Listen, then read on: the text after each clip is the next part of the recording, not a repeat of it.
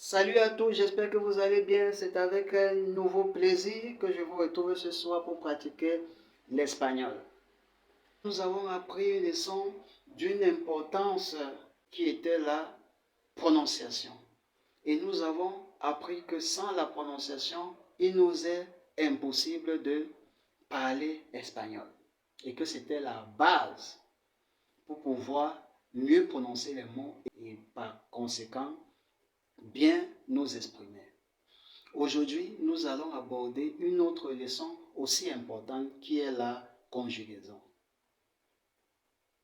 La plupart considèrent que la conjugaison est la bête noire en espagnol parce qu'ils trouvent généralement très compliqué de conjuguer les verbes. Bien, aujourd'hui, nous allons essayer d'aller pas à pas dans cet apprentissage. Parce que la conjugaison aussi est l'un des éléments importants pour la construction des phrases. Parce que le verbe, comme vous le savez si bien, est l'élément qui fait l'action dans une phrase. Ce qui fait que il nous est difficile de construire des phrases dans notre communication, que ce soit verbale ou écrite, sans y insérer des verbes. C'est quasiment impossible. C'est la raison pour laquelle l'élève qui aimerait apprendre l'espagnol devrait d'abord, aussi comme je l'ai dit avec la prononciation, devrait aussi connaître les bases en conjugaison.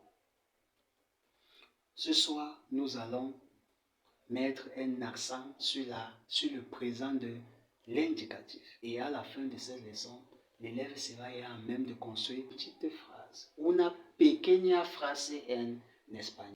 Mi madre prepara la comida. Ma mère prépare la nourriture. El verbo de la frase es prepara. Mi madre, el sueto, hace la acción de preparar. Que la comida, COD. Bien, ce qui nous intéresse, c'est l'élément central qui est le verbe. Prépara, présent de l'indicatif. Troisième personne du singulier. L'auxiliaire de ce verbe. Prépara. Prépara. C'est la première conjugaison. Nous avons 3 conjugaisons en espagnol. La première conjugaison, ce sont les verbes qui se terminent en AR. Et la deuxième conjugaison, ce sont les verbes qui se terminent en ER. Et la troisième, ce sont les verbes qui se terminent en IR. Voilà les 3 catégories. Comer, bi, AR, ER et IR. Préparer, manger et vivre. Comment donc les conjuguer? Commençons par la première catégorie, los verbos en AR. Bien. Yo preparo, tú preparas, él o ella o usted prepara. Nosotros preparamos, vosotros preparáis. Ellos, ellas, ustedes preparan. Les terminaisons. O, je prépare, yo preparo. Je prépare mon examen. Yo preparo mi examen. Preparas. Souvenez-vous qu'on a enlevé l'infinitif. On enlève l'infinitif et on colle simplement les terminaisons là, qui sont le O pour la première personne. Ici, là, ce sont les pronoms personnels, première personne. Yo, O, as, a, amos, ais, an. Vous voyez, an, ais. Il y a l'accent sur le A. Ais, an, amos, a, as, a. Je preparo, tu preparas. Yo preparo, tú preparas. Él o ella o usted prepara. Nosotros preparamos. Vosotros preparáis. Ellos, ellas, ustedes preparan. En résumé, los verbos en AR, les verbes de la première conjugaison se terminent en AR et les terminaisons sont les suivantes. Nous avons le O, le AS, le A, le AMOS, le AIS et le AN. C'est-à-dire vous enlevez juste le AR et vous collez la prononciation. C'est à peu près comme le verbe hablar.